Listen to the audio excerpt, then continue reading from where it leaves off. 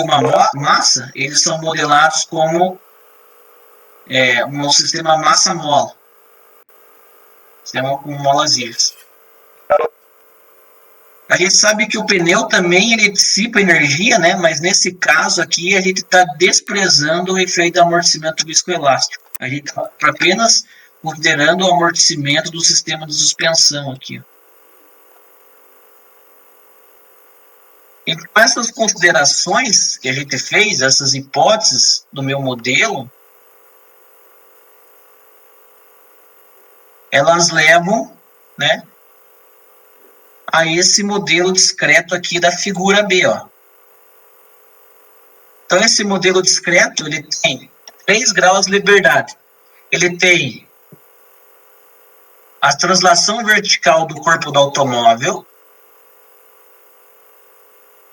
ele tem as rotações em torno, ó, ele tem a rotação, ó, ele tem essa vibração vertical do corpo do automóvel, ele tem a rotação em torno de X e Y, né? Além disso, eu tenho ainda, né, os deslocamentos verticais de cada sistema massa-mola aqui, ó, do sistema de suspensão e amortecedor. Então, isso totaliza um sistema de 7 graus de liberdade. 7 graus de liberdade. Então, seria um dos sistemas, né, para modelar um carro. Então, esse modelo possui 7 graus de liberdade, né? Então, quais são os parâmetros que eu preciso conhecer para modelar, né, esse cara? Eu preciso saber a massa do corpo B, né, do chassi, né, os momentos de inércia de massa desse corpo e os coeficientes de amortecimento viscoso, que a gente vai ver na sequência, que é o coeficiente de amortecimento viscoso, mas nada mais é com o coeficiente de dissipação de energia, né? As constantes de mola, porque a gente está falando, né, de um sistema armazenando energia elástica, né? E as constantes de mola KIC do sistema, suspensão primária. As massas da roda e as constantes de mola do pneu KTI, né? Ou seja, a gente precisa da rigidez do sistema de suspensão, do amortecimento do sistema de suspensão, da massa de cada mola e de uma ideia da rigidez da massa do pneu. Dessa maneira, a gente tem um modelo aproximado, né, que a gente pode ter uma ideia de como um carro vai vibrar. É bastante parâmetro que eu tenho que conhecer, né? É bastante parâmetro que eu tenho que conhecer. Então, o que vocês devem estar se perguntando aqui, por que a gente sempre fala de massa, mola, amortecedor? Porque se a gente for pensar, por exemplo, no sistema massa-mola, você vai ver isso aqui um pouquinho na frente, falar um pouco mais. Quando a gente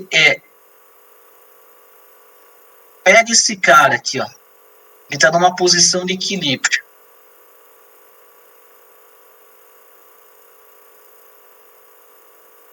Traz ele para uma posição fora do equilíbrio, né, naquela situação azul, ó. Então, esse cara aqui, ó, ele vai vir para cá, ó.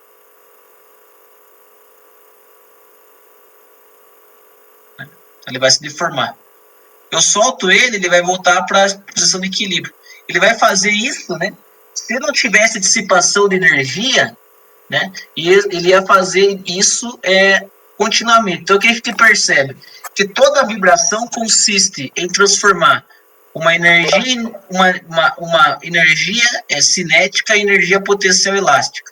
Energia potencial elástica e energia cinética. E parcela dessa energia vai se dissipando. Então, por exemplo, se fosse uma vibração livre desse caso, sem nenhuma excitação, não, você percebe o quê? que esse cara ia fazer algo mais ou menos assim. Até ele parar. Teria uma oscilação, sim. Então seria o caso mais simples de vibração, né? Que é a vibração livre, né?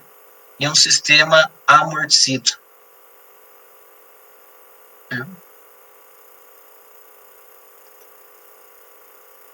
Como exemplo, um bungee jump, né, professor? Mais ou menos a mesma ideia, né? Um bungee jump, tipo um bungee jump, isso. Um pêndulo é isso, ó. Você solta o pêndulo. Daí ele fica vibrando até parar, né? Então a gente tem que entender que vibração é qualquer movimento oscilatório em torno do seu eixo. O que a gente está fazendo aqui? A gente está considerando o carro como corpo rígido, né? Sempre com uma massa que não se deforma.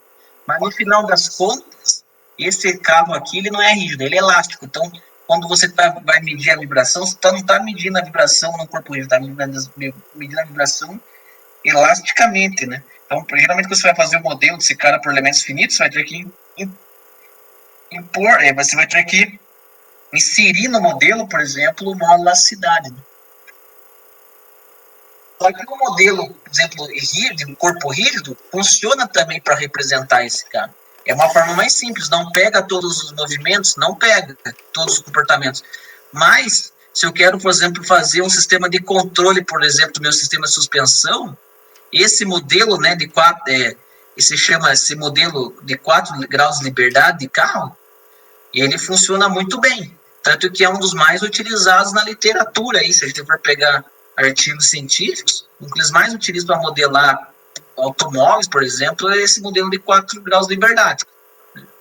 Porque não tem, às vezes, necessidade de se fazer o modelo por elementos finitos tão complexo, né, para você conhecer a vibração.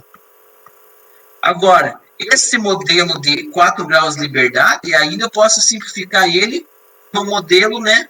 Eu posso pegar aquele modelo de 4 graus de liberdade e ainda simplificar por um modelo de 4 graus de liberdade ou por um modelo de ainda de 2 graus de liberdade. Como? Se a gente perceber que as rodas da frente, ó, as rodas da frente experimentam os mesmos deslocamentos das rodas de trás, perceba que a rotação em torno desse eixo Z é zero. Não existe. Eu posso modelar esse cara apenas olhando ele aqui, ó, só olhando ele de lado. Eu já tenho um modelo, em vez de ser um modelo de 7 graus, agora tem um modelo de 4. Eu tenho, por exemplo, essa translação, né, do meu chassi, eu tenho essa rotação, e ainda eu tenho o quê? As translações dos pneus. Eu tenho 4 graus de liberdade. Mas eu ainda posso, por exemplo, desprezar, por exemplo, as translações do pneu. Então, esse cara aqui se transforma no carro de 2 graus de liberdade. Obviamente, eu vou perder informação no meu modelo, mas se eu quero apenas modelar, às vezes, o sistema de suspensão, às vezes, esse modelo de 2 graus de liberdade, ele vai dar, às vezes, ele já vai ser útil para resolver o meu problema. Vai ser útil para resolver o meu problema. Vamos supor que eu quero fazer um sistema de controle, um sistema de amortecimento que apenas tem que apenas eu quero controlar, né, esse deslocamento transversal e essa rotação. Então não tem porquê, às vezes, eu modelar todo o sistema de suspensão. Eu vou procurar, às vezes, os parâmetros aqui de amortecimento e rigidez que vão minimizar a minha vibração, tanto de rotação quanto de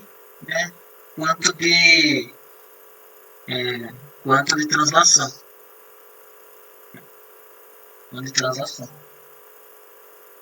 Né?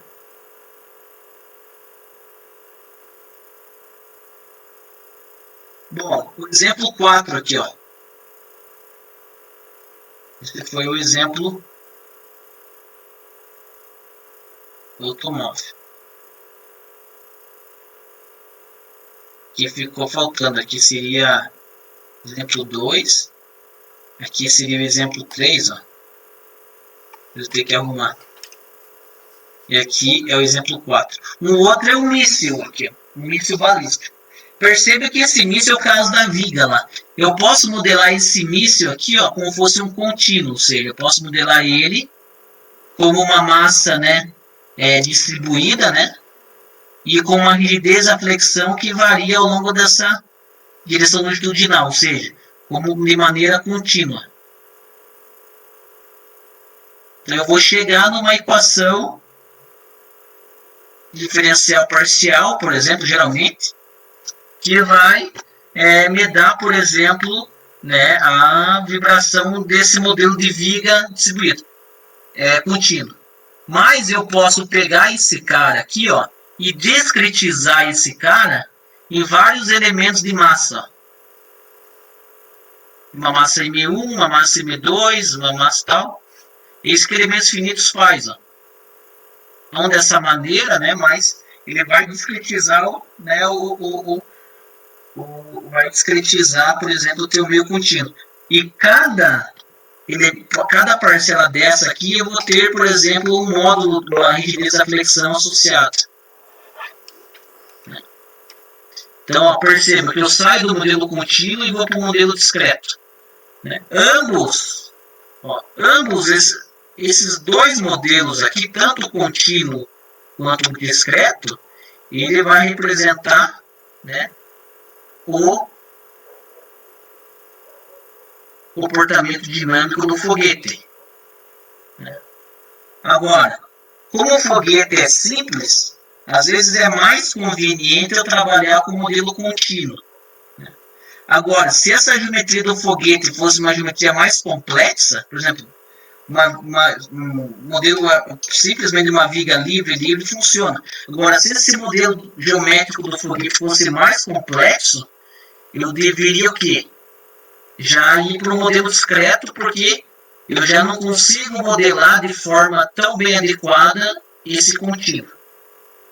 Como, por exemplo, vamos supor que esse foguete fosse todo escalonado aqui. Tivesse vários diâmetros.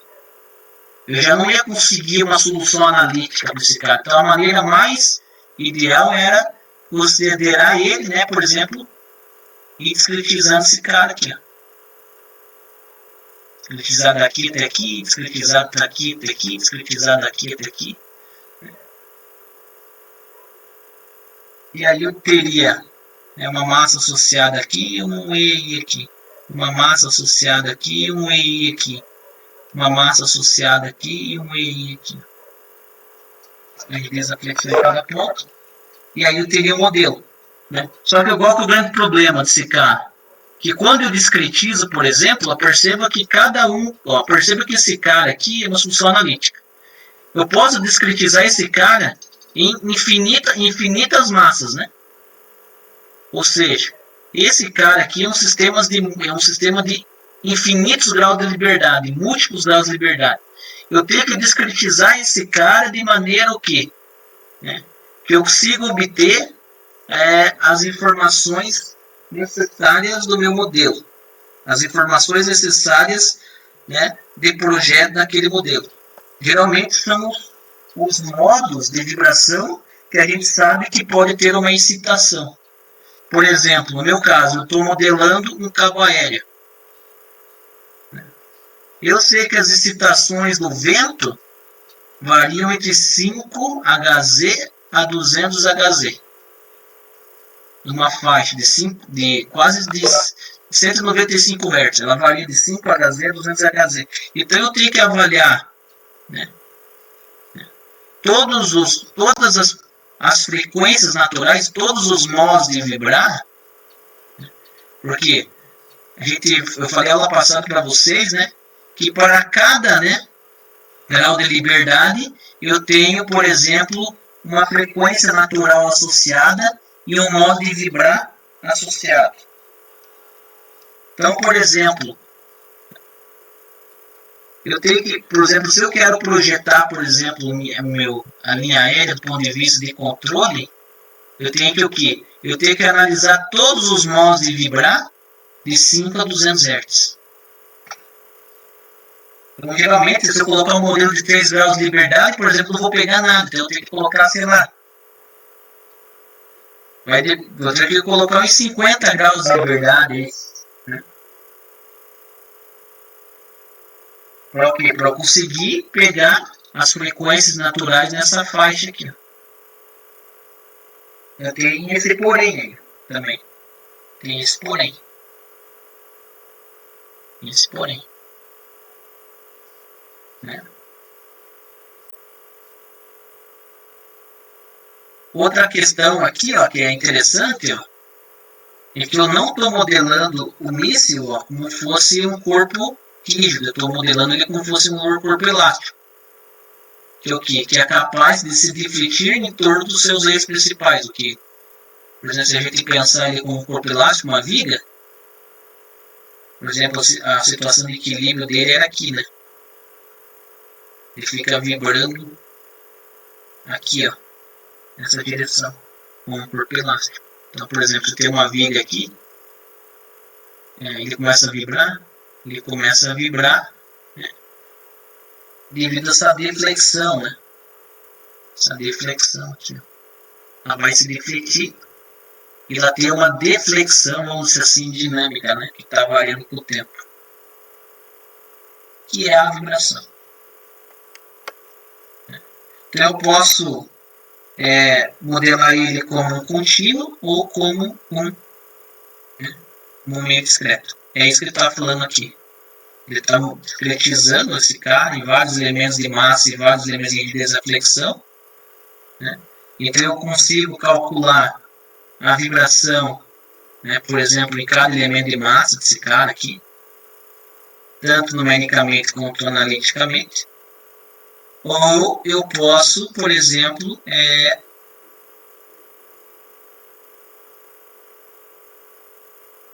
propor, mas se o modelo é simples, eu posso ir e utilizar um modelo contínuo.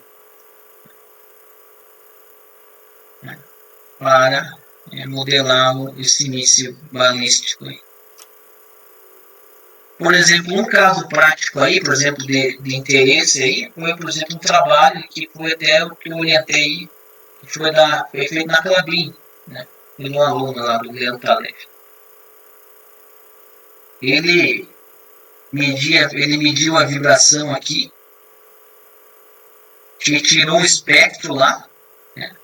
Ele via que as frequências de vibração eram 29, né? Por ponto 2, né? Por exemplo, a frequência para amplitude mais alta, né, do espectro. Isso aqui era parecido com os balanceamentos, mas não era os balanceamentos, não, os alinhamentos, mas não era. Ele via, por exemplo, ele tirou, por exemplo, o espectro, que é a amplitude, e via pelo espectro que para a amplitude mais alta do espectro, a frequência era de 29,35 no ponto 2, vertical e axial, que seria o quê? Uma das frequências de... é a frequência, por exemplo, de excitação aí da... era uma frequência de excitação. Aí o que ele percebeu? Ele fez um modelinho aqui para elementos finitos.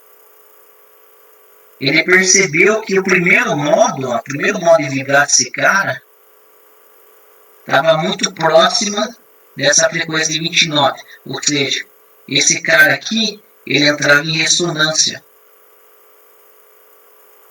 Entrava em ressonância. Devido a essa vibração. Entrava em ressonância. Ele percebeu isso através da simulação. Aí o que ele fez? Ele foi lá e alterou a rigidez do sistema. A rigidez é a massa, né? Mas mais a rigidez. Ele foi lá e colocou, por exemplo, essas abas aqui. Ele sabe que a frequência natural é uma raiz, é uma relação de K por M. Aí, ó, o que ele percebeu?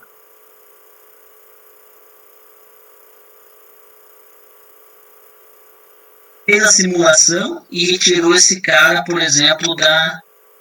Para dizer que o primeiro modo, que era 30.86, ele simulou, né, fez o modelo do limite, simulou de volta mudando a RDS.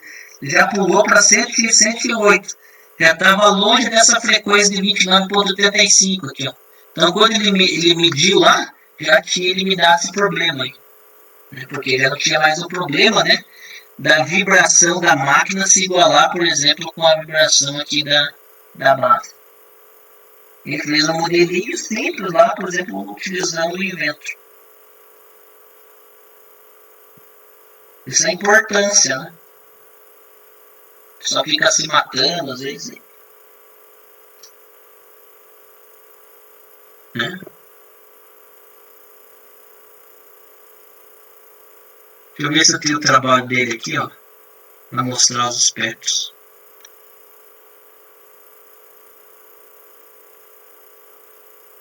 Tranquilo, hein, pessoal? Estão acompanhando ou não? Tranquilo, professor. Tranquilo, professor. Eu cheguei um pouco atrasado na aula aí, mas eu estou assistindo os slides anteriores para tentar acompanhar. Deixa eu mostrar aqui.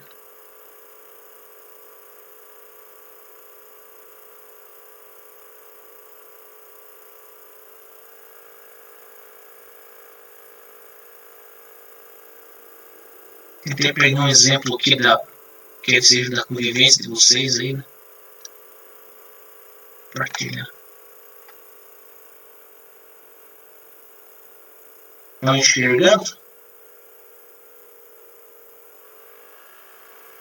Então, ó. Sim. Ele mediu, né? Nossa, ele fez aqui toda a questão, né? Diferencial e tal.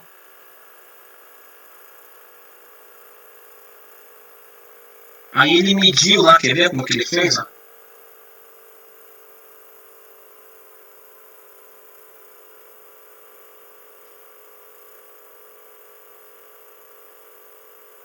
Tinha equipamento, tal.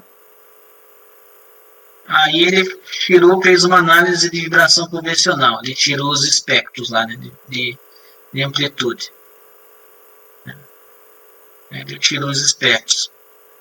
Então, o que ele pode?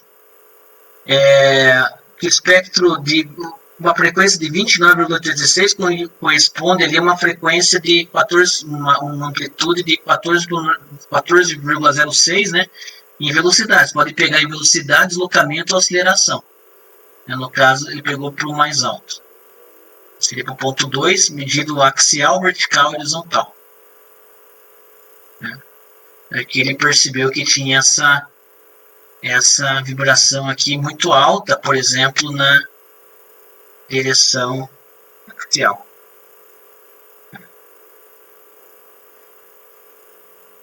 Bom. Aí ele foi lá e bateu o martelinho para excitar a estrutura de baixo. Quando ele excitou a estrutura de baixo lá, ó, o martelinho, um sinal curto no tempo, ele é longo na frequência. Então, o impacto ele vai excitar todas as frequências do meu sistema. E aí, obviamente, que ele deu, né, o espectro, né, ele viu mais ou menos que a ressonância, ou seja, desse cara, como ele está excitando todos os, né, ele viu que a ressonância desse cara aqui, ó, a frequência de ressonância, porque ele é um sinal transiente, né, ele viu que a ressonância desse cara era próxima de 29,85, de 30,6. Dava 30,6, muito próxima da frequência de rotação da máquina, que era 29,85 Hz. Aí, então, o que ele fez? Fez o modelo, né? Modificou lá, né? Ó, as frequências.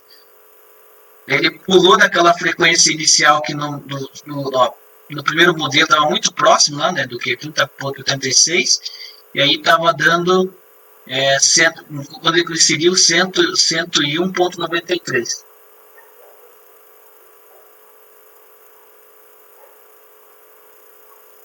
Aí,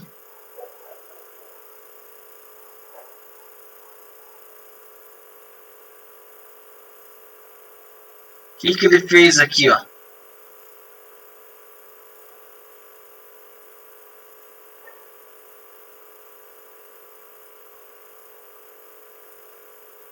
Ele modificou, né? Ele fez as modificações, instalou lá. Ele já viu lá que a frequência mudou, né? Por exemplo.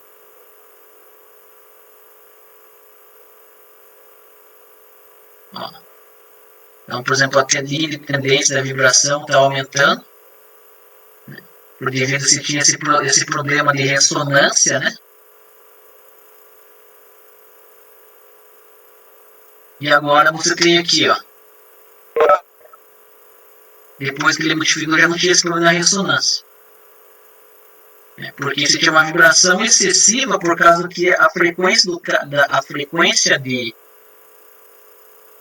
Ó, perceba que eu tinha uma amplitude de vibração de 14,06, caiu para 1,17. Por quê? Porque ele mudou a rigidez lá, essa estrutura de baixo.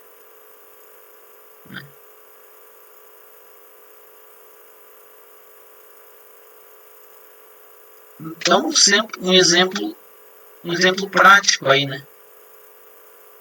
Um exemplo prático do que vocês podem fazer na prática aí.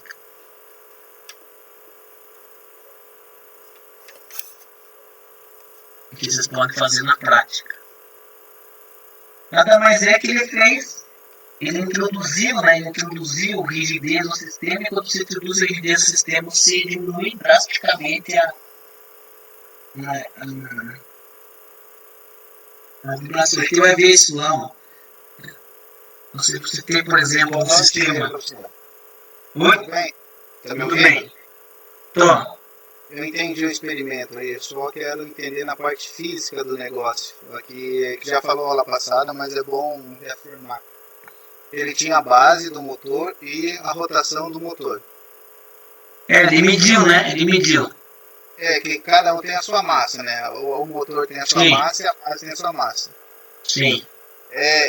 Tem que ser frequência diferente, porque a vibração que der na base não pode acompanhar junto com a vibração do motor. Essa é a frequência do motor. Se igualar com a frequência da base, você tem problema de ressonância aqui, né? É como se fosse então, no caso, único daí. É como se fosse um corpo único. Isso daí, ó. Sim, o que ele percebia? Ele percebeu que a frequência de rotação da máquina desse cara, que ele rodava a 29,35 Hz, era muito próxima da frequência desse cara aqui, ó. Então dava dando uma vibração muito alta, né? Então o que ele fez lá? Ele apenas alterou a rigidez. Você eliminou esse problema da ressonância. Entendi, professor. Isso eu entendi. Ele deixou diferente.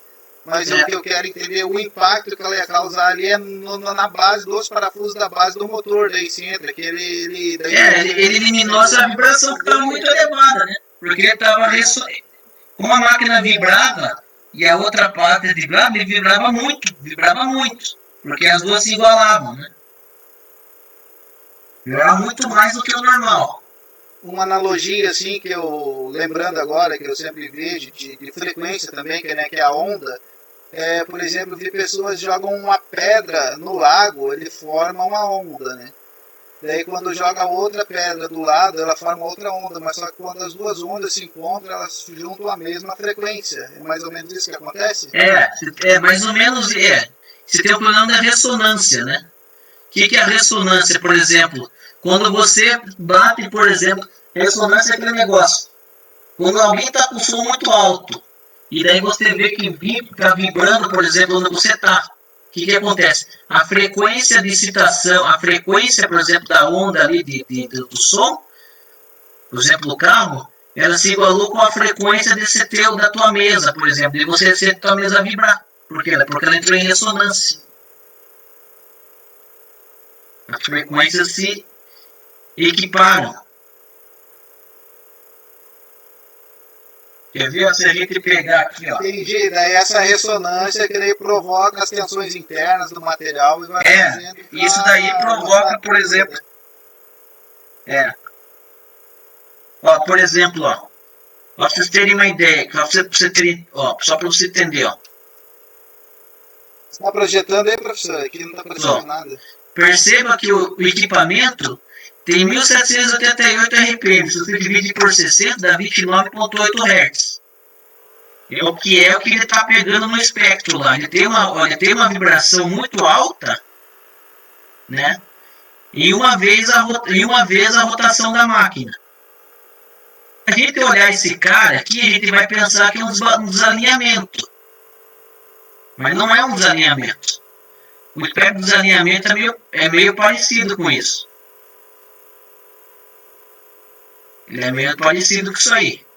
Ele vai dar uma vez a rotação da máquina e vai caindo. Vai depender se é desalinhamento angular ou o outro lá. Só que o que ele percebeu? Que a ressonância da parte de baixo desse skid, uma das frequências de ressonância, onde ele citou lá, fez o martelo de pau, ele deu uma martelada lá, né? E citou o sistema em todas as frequências. Obviamente que se a gente olhar no espectro aqui, no espectro ele vai dar os picos aonde tem, por exemplo, ressonância. Nesse caso aqui, ele deu um pico aqui em 30,6, né? 30,6. Ou seja, uma frequência muito próxima da 29,85. 30,6, ó. 30,6 menos 29,85 tá dando aí 29,85 menos 30,6, ó. Tá dando mais ou menos 0,7 Hz, 0,8 Hz. Muito próximo. O que é? É muito óbvio que esse problema é ressonância. A gente sabe que se a gente alterar a massa e a rigidez, a gente altera a ressonância. O que ele alterou lá? Ele alterou a rigidez e obviamente ele fez por simulação, né? Por simulação ele comprovou lá 30,86 e 30,86 aqui, ó.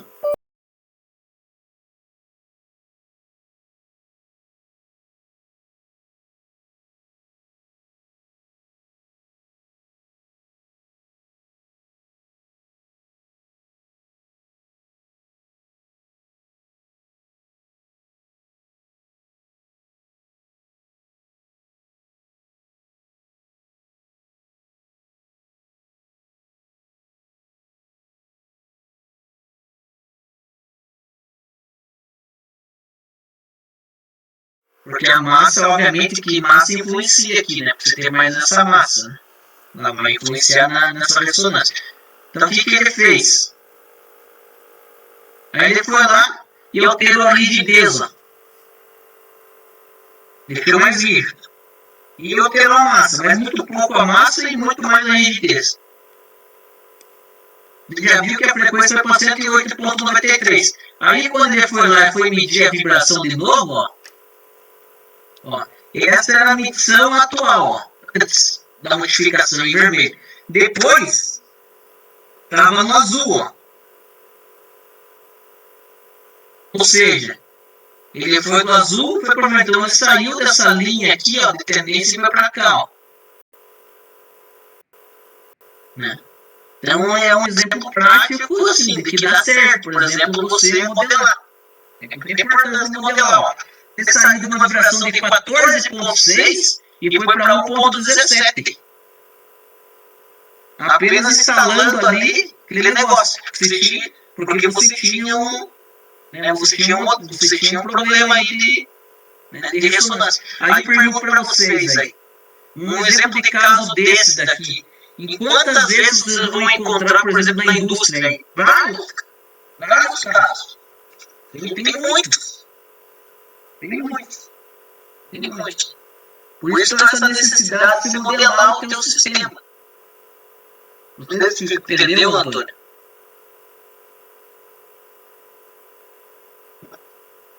Entendi, professor. Obrigado. Alguma dúvida aí, pessoal? Júlio, José Eduardo? Até o momento não, professor. Da minha parte também tranquilo, professor. O que achou, Júlio? Você que tá no campo aí. Então, professor, eu tô aqui vendo a aula e pensando justamente num problema que estamos tendo lá num conjunto lá, num sistema de transmissão por correio. Na parada geral foi trocado com polias novas, polia motora e movida. E daí o pessoal da preventiva aumentou bastante os valores, sabe? Ele tá usando vibração. Porém, no motor foi coletado lá os valores, não é rolamento, foi descartado essa hipótese, rolamento no motor e rolamento no redutor. Tá ali, tipo assim, acusando ali no equipamento. Uma vez, eu sou meio, confesso que eu sou meio assim, leigo nessa parte da preventiva, professor.